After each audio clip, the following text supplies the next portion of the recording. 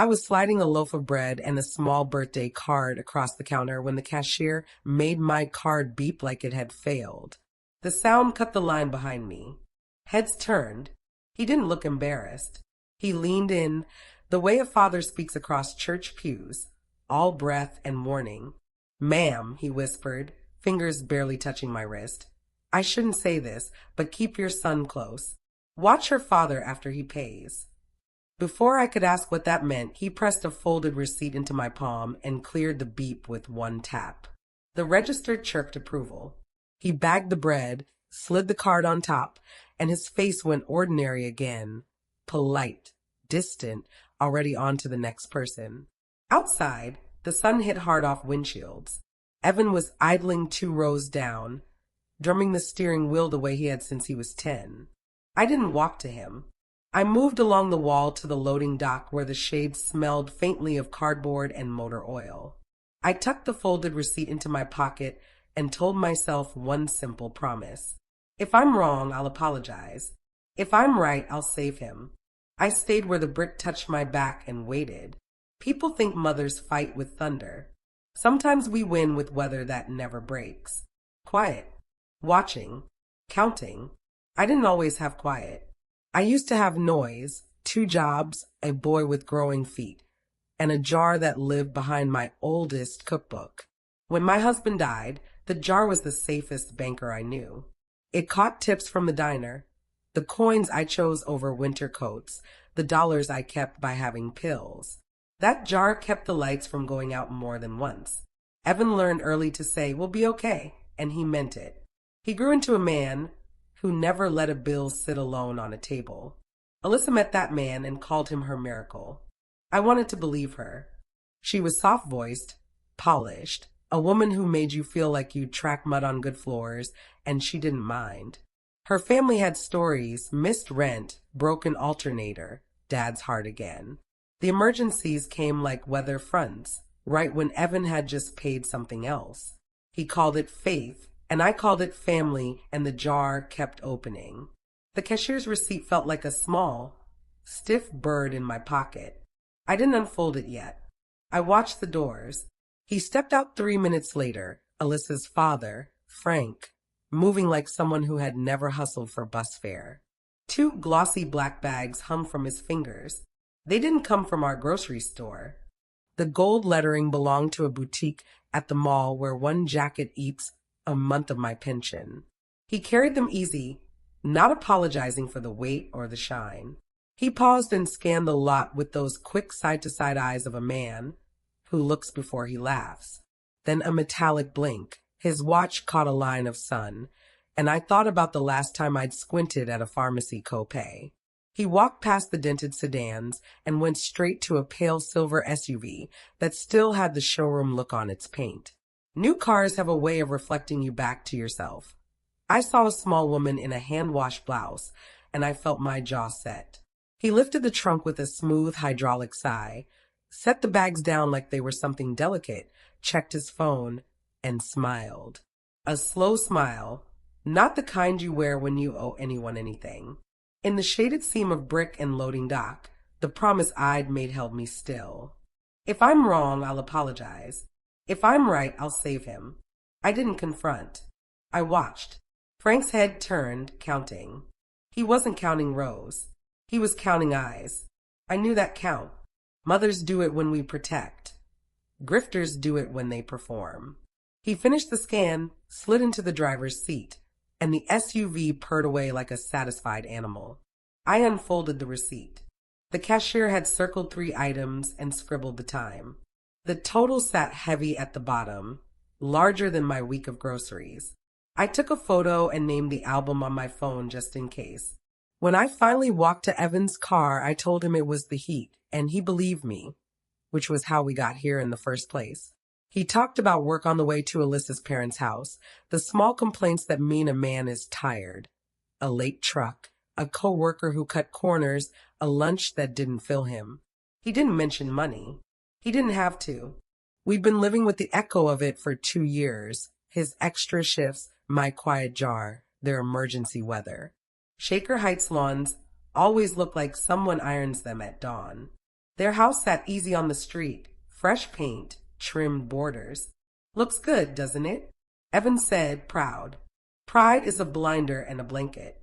It keeps you warm, and it keeps you from seeing where you're walking. Inside, I smelled lemon polish and meat roasted the long way. My eyes moved the way a cashier's hands do, soft, steady, counting.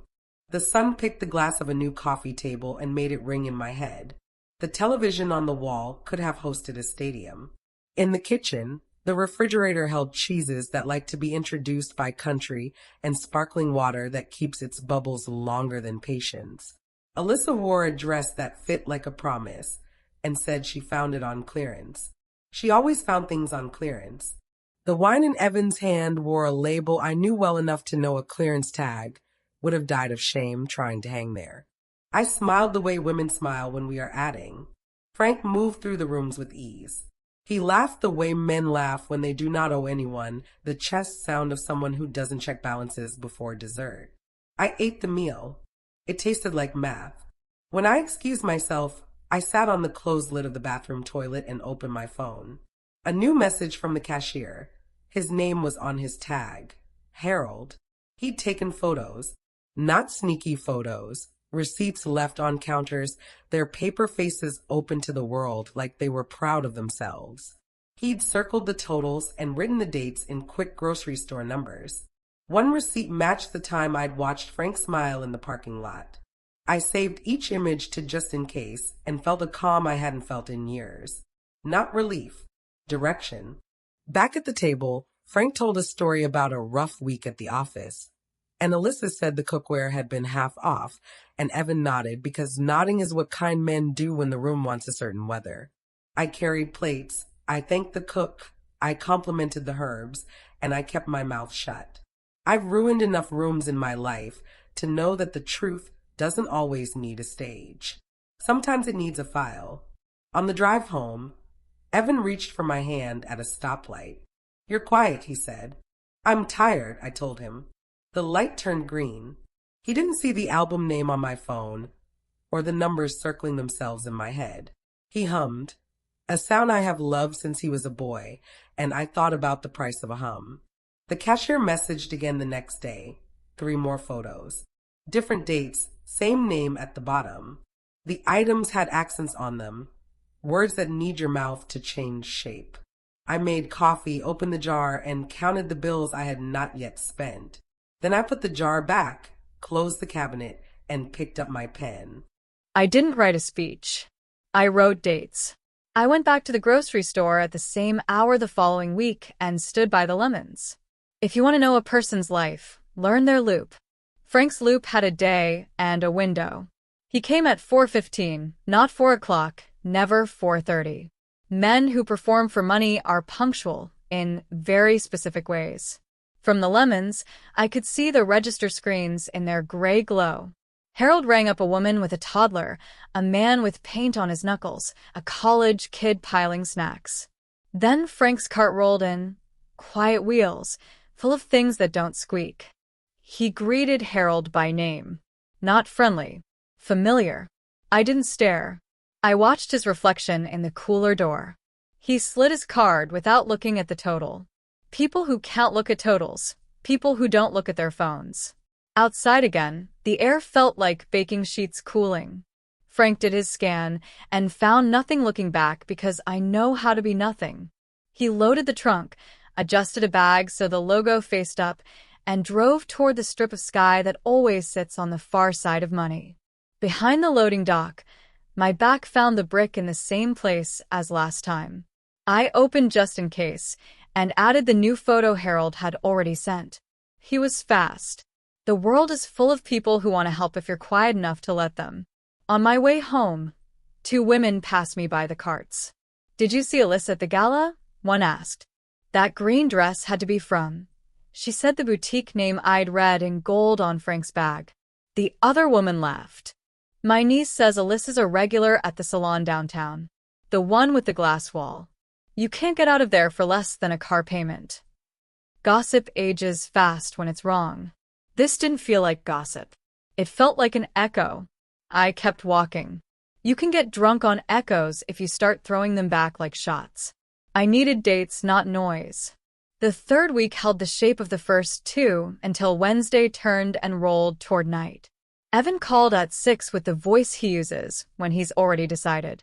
Mom, Alyssa's dad needs a small surgery. Insurance is short. It's $200 by Friday. I'll cover it.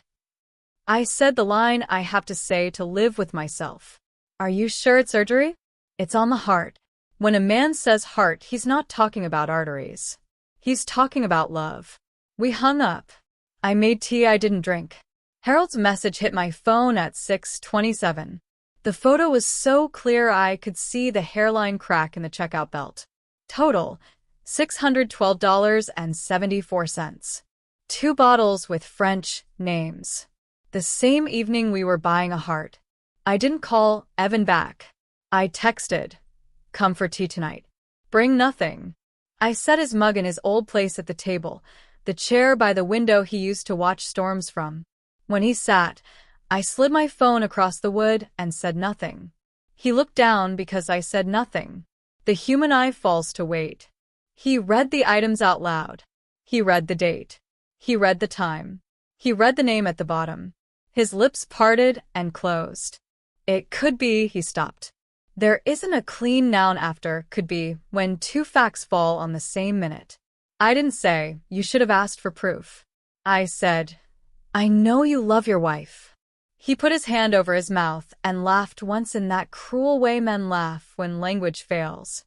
Then he nodded like it hurt his neck and said, I need more. We'll get more, I told him. Not to win. To be able to say it and not have anyone call us cruel. He finished his tea.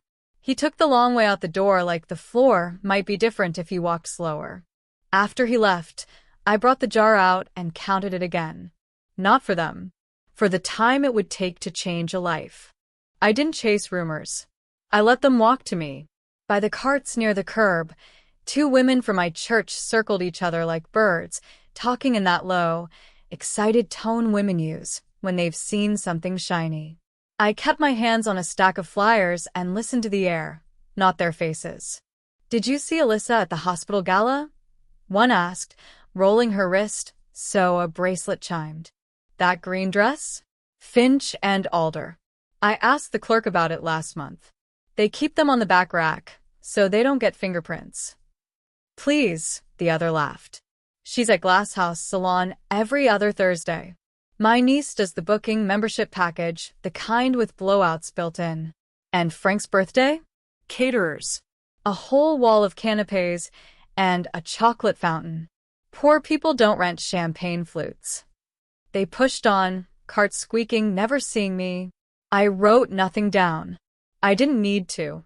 The names slotted neatly into the picture I already had. The black shopping bags with gold letters I'd seen dangling from Frank's fingers. Finch and Alder used the same serif lettering, the same weight of paper, the same rope handle that leaves a soft crease in your palm. The salon name fit the tone of Alyssa's hair, fresh, too even to be a friend's favor. And a catered party at the same time as a "we're short on rent" text. It didn't prove anything on its own. It didn't have to yet. I walked the long way home and let the city cool me. On Maple and 3rd, a bus stop poster advertised Finch and Alder's fall line. Black field. Gold serif. My eyes kept finding gold that day, as if the world had picked a color scheme and was daring me to call it coincidence. I took a photo of the poster and dropped it into just in case beside Harold's receipt images. Not proof. Alignment. That evening, I asked Evan to drive me past the river before it got dark. He likes to talk by water, and I like to listen when men don't know they're telling you the truth. We stopped at a light near the glass-walled salon on Vine. Through the window, a row of heads tilted in sync under dryers, and the receptionist spun the appointment book with 2 fingers like a dealer cutting cards. I said nothing. I didn't point. I watched the way Evan didn't see it. Love edits. It cuts what doesn't fit. At home, I opened my jar and tipped a few coins onto the table. Their thin clatter used to sound like hope. That night it sounded like counting before surgery. I slid the coins back and pulled out my phone. Just in Case had become a small city, dates glowing like windows after dark, totals circled in red, the bus poster, the reflection of gold letters on a glossy bag in my mind's eye. The next afternoon, I passed their street just as a white van idled near the curb. Two men in black shirts carried clear crates toward the Moore's front walk, tiers for desserts, stacks of rented plates wrapped in soft gray cloth. One of them joked about tomorrow's loadout and read an address off a clipboard. It matched the numbers on their mailbox. I didn't take a photo. Sometimes a picture makes people look up. I kept walking and counted the steps to the corner. 12 forward, 12 back. Coincidence? People have nice nights in the middle of hard months. I've had one or two myself. But the names, the timing, the gold on black, the salon window, the crates on the walk, each detail fell in the same direction as Harold's whisper and Frank's smile in the parking lot. Not yet a verdict. Not gossip either. A pattern is only a pattern when it can stand on its own legs. I wasn't there yet. So I did what I promised I'd do. I watched. And I waited for the paper to walk. Harold didn't send words. He sent proof. The first message arrived before breakfast. A single photo, so sharp I could see the grain in the checkout belt. The thermal paper curled at the corner like a fern. Across the top, Wednesday, September 12 to 4:23 p.m. The name at the bottom was the same one on Alyssa's mailbox, Frank L. Moore. The total sat there like a stone, $427.89. Line items ran in a neat list: imported meats, specialty cheeses, and 2 bottles with French accents, each more than I spend on a week of food. Last 4 digits on the card lined up with the small numbers I'd seen on Frank's key fob the day in the lot, 11:04. I saved it to just in case and swallowed a mouthful of cold coffee. An hour later, Thursday, September 19 to 4:17 p.m. Total $389.50. Not much in the way of groceries. 1 artisan cake for $79, a case of sparkling water, and a Finch and Alder gift card, $250. We both know the grocery sells gift cards by the racks now. The logo matched the boutique bag I'd watched dangle from his hand. At the bottom, the same name, the same card ending, the same tidy signature stroke that looked practiced, almost lazy. I added it to the album and felt something inside me start to stack. Dates, times, totals, like a wall that builds itself. By late afternoon, Thursday, September 26th, for 11 p.m. Total $512.03. Seafood mix for lobster tails, flower arrangement, $1.49, and a Glasshouse Salon e-gift reload, $150. The salon with the glass wall on Vine, the one where the reception desk spins the book like a card dealer. Same name, same last 4, same hour of the day, same calm signature. Harold's caption under the 3rd photo was the only text he'd sent. I should meddle, but dates matter. I made a new folder inside the album and named it Timeline. I dragged the 3 images into a row and turned my phone sideways so they sat shoulder to shoulder. September 12 to 4:23, September 19 to 4:17, September 26th for 11, like the sun moving across one thin piece of sky. I favorited all 3 so they would float to the top. Then I took a screenshot of the row and another of each detail. Total circled, timestamps underlined, the name printed clean at the bottom. I didn't want opinion. I wanted paper that could walk by itself. I printed them, too. The library still lets you send files from your phone if you ask nicely. The machine chattered and fed me 3 warm sheets that smelled faintly of dust and toner. On the bus ride home, I kept them flat on my lap, palms pressing the edges so they wouldn't curl. A teenage girl across the aisle watched me like I was studying for a test I couldn't afford to fail. She was right.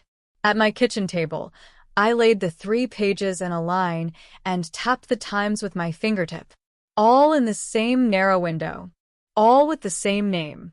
All in the week, Alyssa's voice had started to carry new worry about Dad's health and rent that won't wait. I slid a notepad beside them and wrote, "Pattern equals luxury days, emergency texts, within 24H."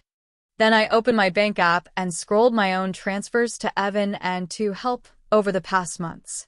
The dates leaned toward the same Thursdays and Fridays.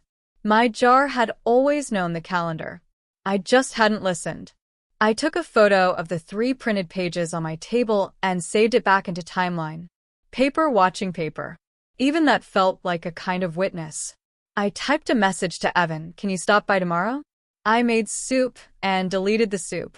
I typed, "I need to show you something," and deleted that, too. Truth that is pushed lands wrong. Truth that is set on a table finds its own gravity. So I wiped the surface, set 2 mugs where his elbows used to rest when he did homework, and left the 3 receipts in a straight, calm line between them. Would he look? Would love edit out what numbers refused to soften? I turned my phone face down and let the question sit in the room overnight like another guest. I told myself I was only there for dinner. I told myself I would keep my voice soft and my eyes open. Alyssa opened the door with a smile that reached the room before I did. The entryway had changed since spring. The old console table was gone. In its place stood a narrow piece of wood that looked like it knew the word heirloom. A thin bowl held keys that didn't look like they belonged to old cars. The rug under my shoes was new, thick, tight weave, the kind that doesn't pill when you turn it. "Come in, Mom," she said, kissing the air near my cheek. We kept it simple. Simple looked expensive. The living room had a softness to it now, the way money buys quiet. The leather on the sofa didn't wrinkle when you sat. It sighed. Light pooled on a glass coffee table with edges, so clear they disappeared if you forgot yourself. Evan uncorked a bottle, and I watched the deep red label like a face I knew.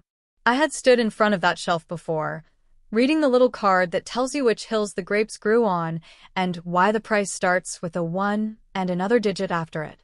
"Got it on clearance," Alyssa said easily, like she was reciting a line she'd tested. The shop set it aside. I took the glass she offered and held it by the stem. "Crystal has weight the way truth has weight. It sits in your hand and reminds you what you're carrying." I tapped the rim with my nail, and it sang a thin, high note that hung longer than ordinary glass. Evan smiled, proud to pour, and I smiled back because I love the boy who lives inside the man. From my chair, I could see into the kitchen. The refrigerator was built into the cabinets now. The steel badge on the inside edge showed its size and numbers that start at 36. When Alyssa opened it, the light fell over rows of small luxuries, soft cheeses with wax stamps, butter wrapped in gold paper, jars with labels that prefer foreign vowels, clear bottles of mineral water stacked like soldiers. A neat row of herbs stood in a ceramic box as if it were a garden that had learned to live indoors. On the second shelf, a pale cake rested in a white box, a thin ribbon looped around it the way the grocery ties up their most expensive bakery orders. "Evan, would you grab the new pan?" Frank called from the stove. His voice was easy. He moved like a man who had never bent a bill to make it fit. The pan gleamed even under the low light. On the counter sat a knife block with blades that catch light like mirrors. The coffee machine at the end held a small metal plate with a model number I recognized from the flyer near the registers. Over 1,000 on sale. I saw the small serial sticker on the inside of the cabinet where the door opened, 642 printed at the end. People don't peel those unless they plan to keep the thing forever. I didn't take out my phone. I don't take pictures in other people's kitchens. I kept my catalog in my head. Crystal. Built-in. Model plate. Serial numbers. The box ribbon. The red wine with the crest. The pan with the mirror finish. The coffee machine plate. The way the dishwasher closed with no shout. Only a hush. Money buys quiet. "Mom, try this," Alyssa said, setting down a platter. The meat cut clean, no saw marks, the kind you get when you pay someone to trim it before it ever sees your stove. She poured sparkling water into tall glasses, and the bubbles climbed in a straight line. Co-op deal, she added with a quick laugh. Sometimes you just get lucky. I nodded and let the room talk. Their plates held generous slices. Their laughter sat easily in their throats. I listened to the facts that don't need voices. The cloth napkins folded in thirds, not halves. The candles that didn't drip. The rug that didn't shed. The faint smell of polish instead of bleach. The quiet hum behind the walls that told me the air moved through a system designed by people who like numbers. When I excused myself, I washed my hands in the hall bath. The towels were new. The soap was cut into perfect squares and wrapped in paper that rustled like a dress. On the counter sat a small diffuser with a name I recognized from the boutique bag, the one with the gold letters. I checked the time on my phone. Thursday, 7:12. I thought of Harold's row of receipts, for a clock, for again, for like a heartbeat that keeps its own rhythm. Back at the table, Evan reached for my plate, as if he could carry what I couldn't say. I let him. I set my glass down and watched the crystal ring fade. If this was a family too broke to cover rent and medicine, then either I had never understood money, or someone here was telling the kind of story that eats other people's savings.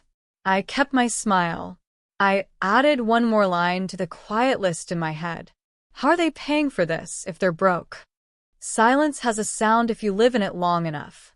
It's the click of a pill cutter on a dinner plate. It's the whisper of thread pulling through a coat you've patched 3 winters in a row.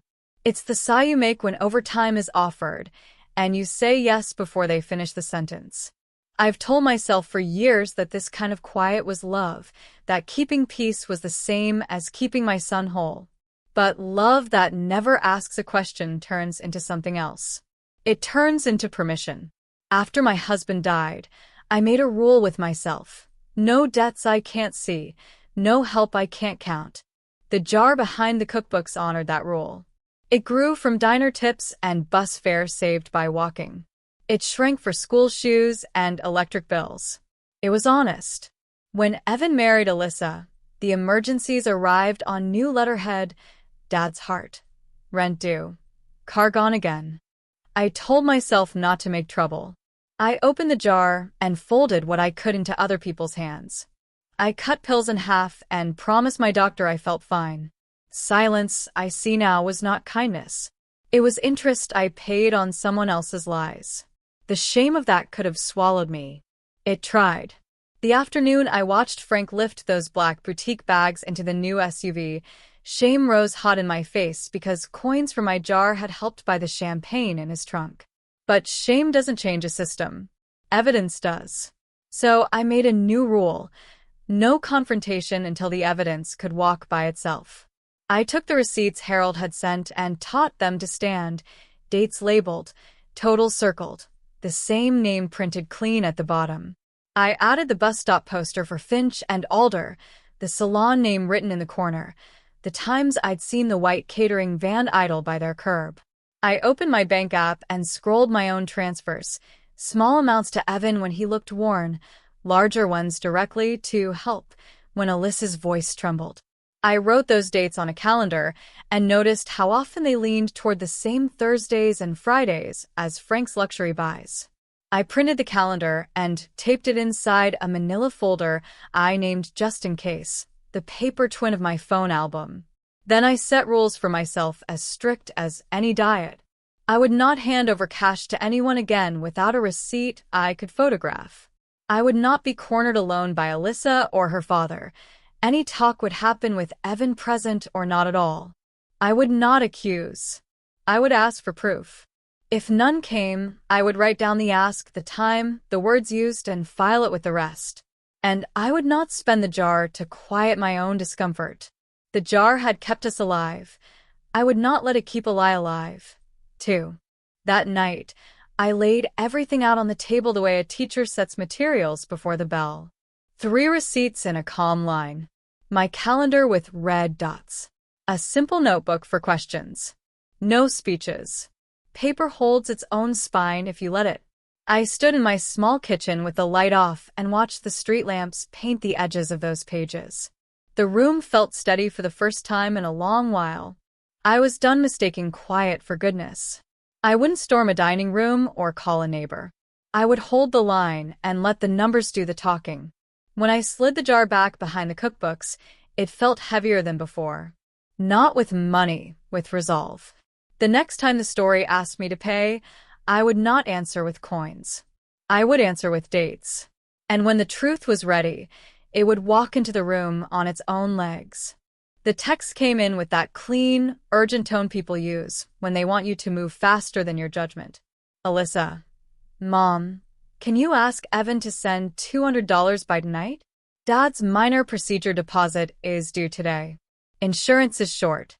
I'm at the hospital now. Timestamp, 6:02 p.m. I didn't answer. I opened just in case. Harold's latest image sat on top, still bright. September 26th, for 11 p.m. Total $512.03. Line items, seafood mix for lobster tails, flower arrangement, $1.49, and a glasshouse salon e-gift reload, $150. Same name at the bottom, Frank L. Moore. Same last four digits, 1104. 2 hours between champagne and a heart deposit. I texted Evan. Come by when you clock out. No soup, no stories. I set the table the way a teacher lays out a lesson. Lamp on low. 2 mugs. 3 printed receipts in a straight line, their timestamps underlined in pencil. Beside them, 1 screenshot of Alyssa's message. I didn't print it to shame her. I printed it so the room could read without me. The kettle hissed. The fridge hummed. The jar stayed shut behind the cookbooks. Evan came in with the tired shoulders of a man who keeps saying yes. He kissed my hair, sat, and reached for the mug out of muscle memory. I slid the top page an inch toward him and kept my mouth closed. People look where paper points. He read the left receipt first, September 12 to 4:23 p.m., for $127.89, imported meats and 2 French bottles. His eyes moved to the middle, September 19 to 4:17 p.m., $389.50, the boutique gift card. Then the third, September 26th, for 11 p.m., $512.03, lobster tails, flowers, salon reload. He didn't say the name at the bottom out loud. He didn't have to. It sat there 3 times, printed neat, Frank L. Moore. I turned my phone so the screen faced him, the screenshot of Alyssa's 6:02 message. I had drawn a small arrow in pencil between the 411 and the 6:02 on the printout beneath it. Not accusation. Arithmetic. He rubbed his forehead with his thumb. Names repeat, he tried, voice low. Could be another Frank Moore. Or maybe he was buying for someone else. A client. Maybe, I said, because the word is a clean plate you can set anything on. He picked up the middle receipt again and lined it under the text.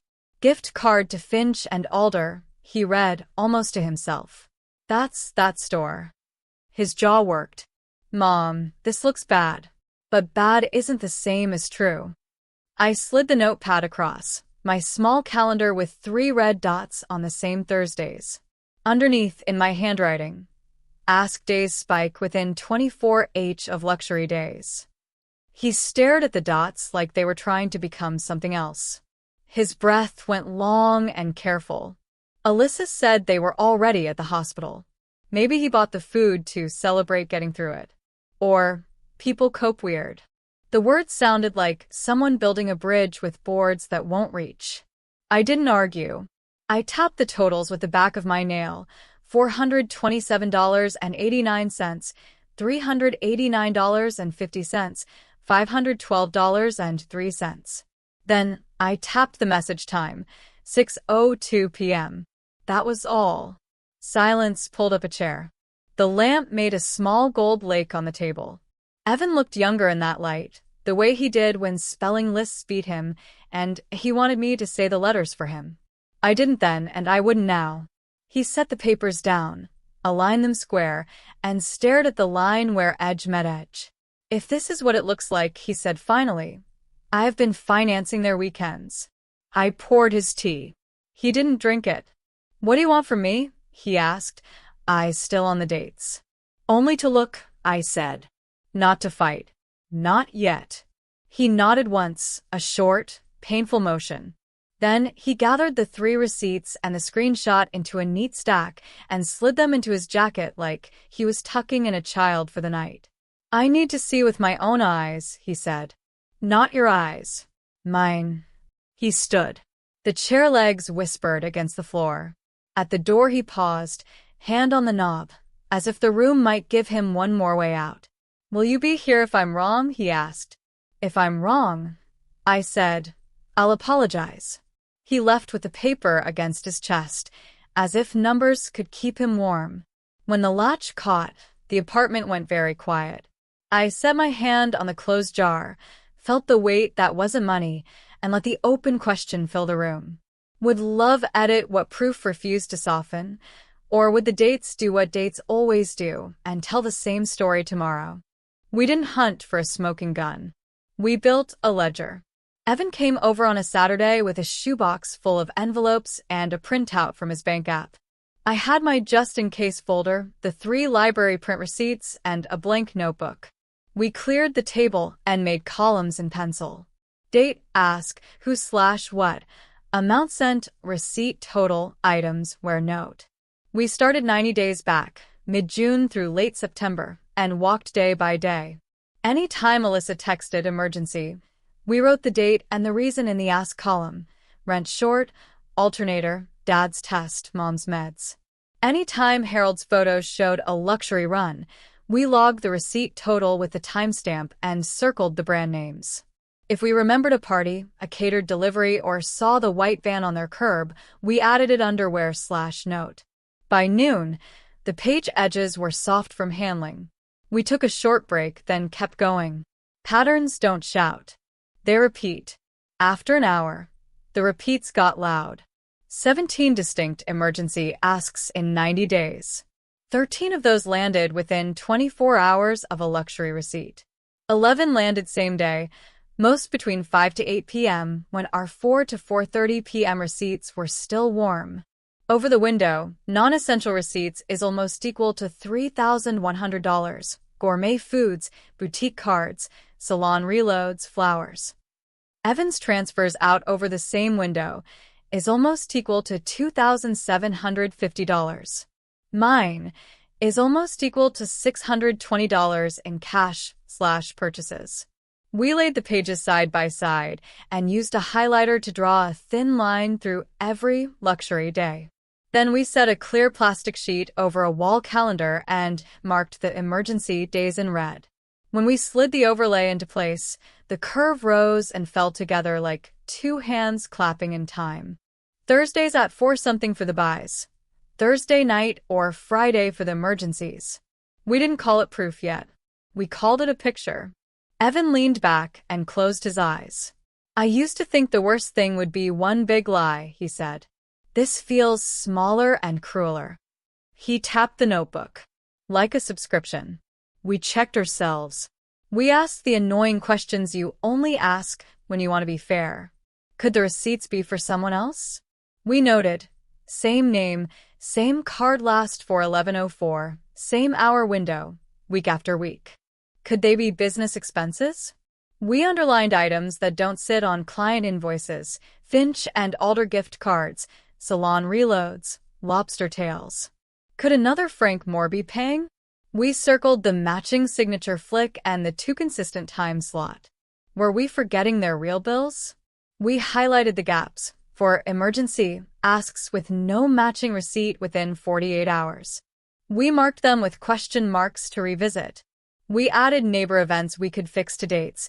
The hospital gala, the green Finch and Alder dress, Saturday the 21st, Frank's catered birthday van on Friday the 14th, loadout talk for Saturday.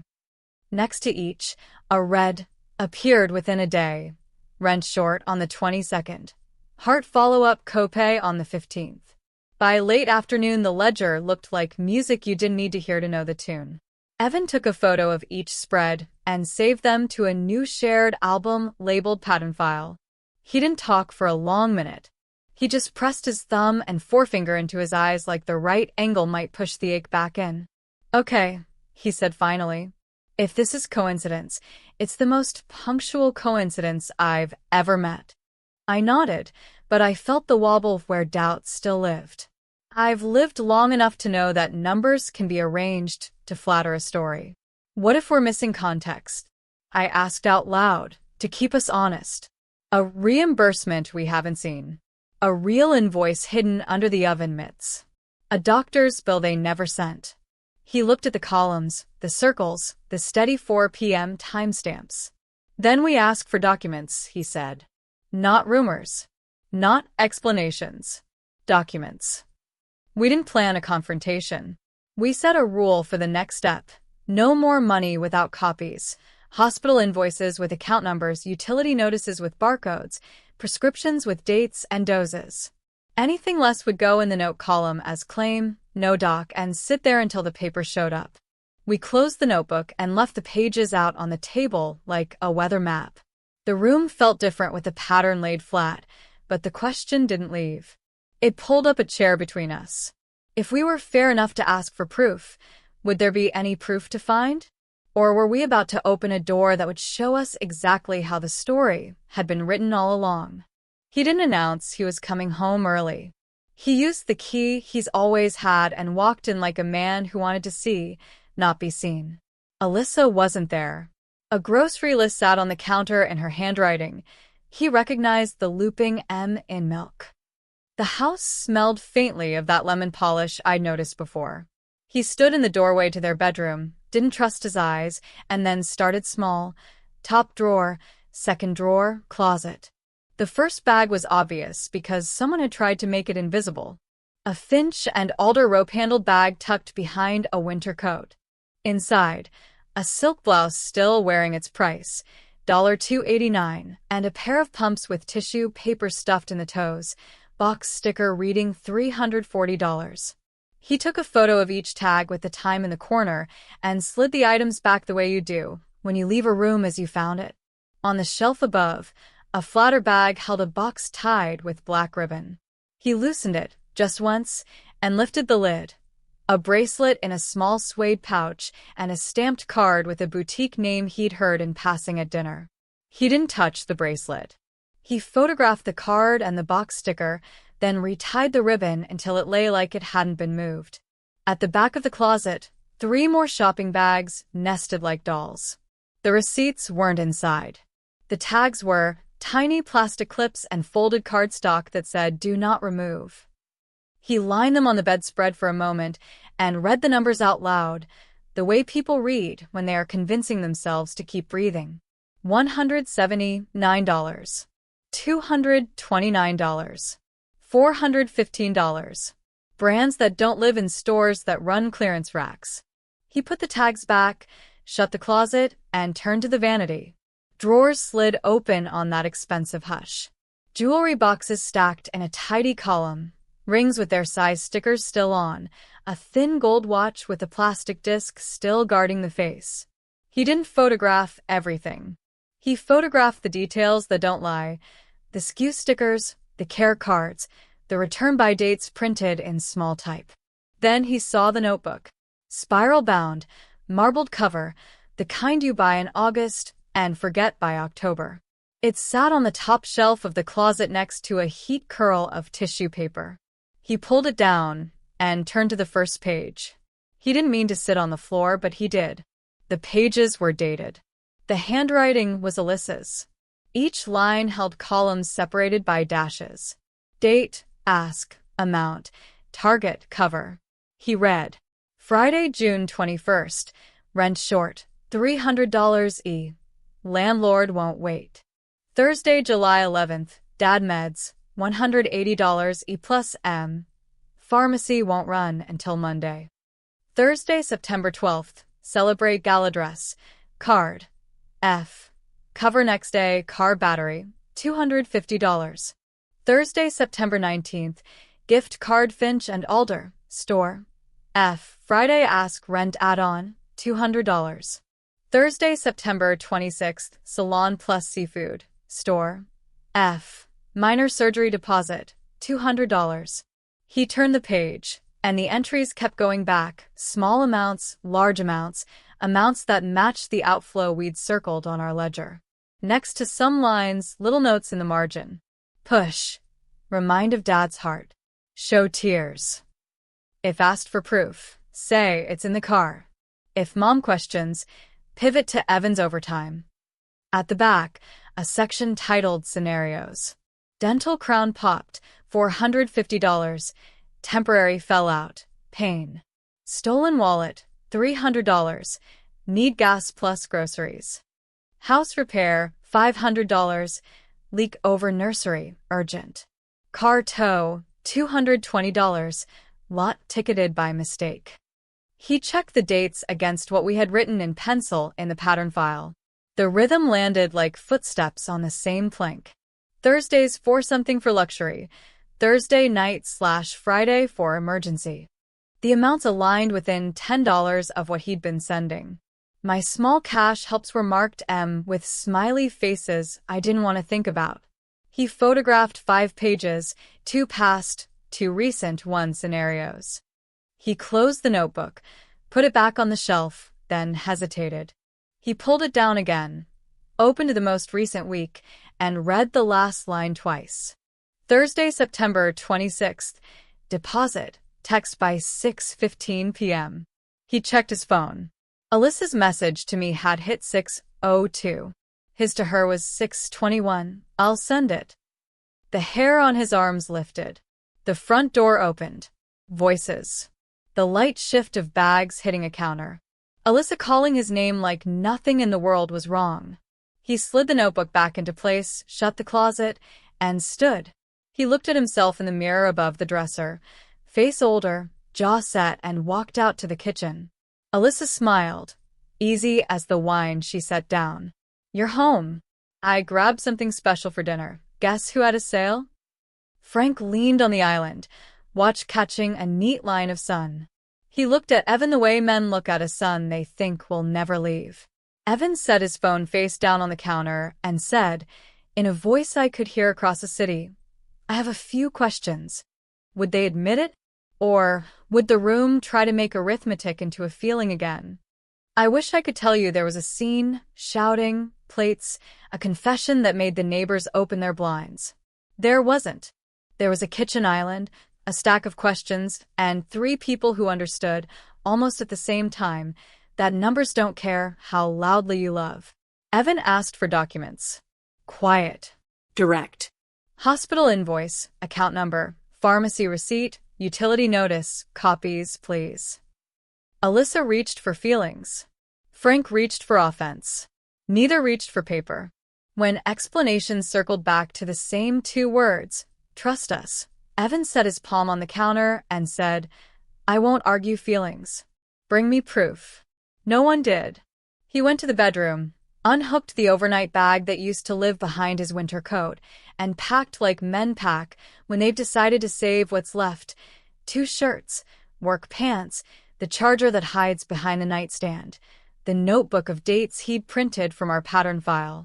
He left the rest, the television that stares, the rug that doesn't shed, the coffee machine with its metal plate. When Alyssa cried, he didn't say she was lying. He said, I'm pausing the money until we can verify the bills. Boundaries are not a verdict. They are a door you close until the weather is safe. He came to my apartment that night with the overnight bag and the look men get when the story changes tense. We spread the receipts and the calendar on the table again, not because the paper had changed, but because the room had. He called his bank and stopped all recurring transfers. He turned on transaction alerts. He froze his credit. He changed passwords. He sent 1 text to Alyssa, send invoices, I'll review and pay providers directly when verified. No threats. No speeches. Just the rule we'd written together. In the morning, he made a list, not anger, inventory. He walked back through the house with his phone and took quiet photos. The boutique tags still tied, the bracelet box with its skew, The glassware pattern stamped under the base, the coffee machine plate, the pan model etched near the handle, the Finch and Alder gift card tucked in a drawer. He wrote a caption under each in a shared album. Purchased on/around, receipt date. Then he backed up the album and emailed it to himself. Not evidence for court yet, just a record, in case the room decided to forget. When the lawyer asked for a timeline, he didn't hand over feelings. He handed over the 90-day ledger, the 3 anchor receipts, screenshots of ask texts lined up against timestamps, and the small inventory album. He told the truth the way you tell height, without embroidery. I gave because I love. I'm pausing because I need proof. The lawyer nodded like people nod when the story is already holding its own spine. Legal separation started. The papers didn't roar when they slid across the desk. Paper rarely does. He moved into a small place near work with a window that faces east. He bought a second-hand table and ate at it like a person who owns his hours again. He forwarded his mail. He set mail holds on anything with his name that still arrived at the old address. He sent one more rule to Alyssa. No money by cash or app. Provider invoices only. We didn't go on the internet to tell the world. We didn't warn the church or call the salon. We didn't show the notebook to neighbors or tape receipts to their door. We didn't overclaim. We didn't dramatize. We didn't hunt revenge. We held a boundary. At night, when the apartment was quiet, I took the jar down and counted. Not coins this time, but changes. The alerts pinging instead of apologies. The way Evan's shoulders sat lower. The silence that sounded like rest instead of secrecy. Shame tried to visit. I let it stand in the doorway and then sent it home. I had called it wrong for too long. This wasn't a string of crises that needed our rescue. It was a system that needed our refusal. The last thing we added to pattern file wasn't a receipt.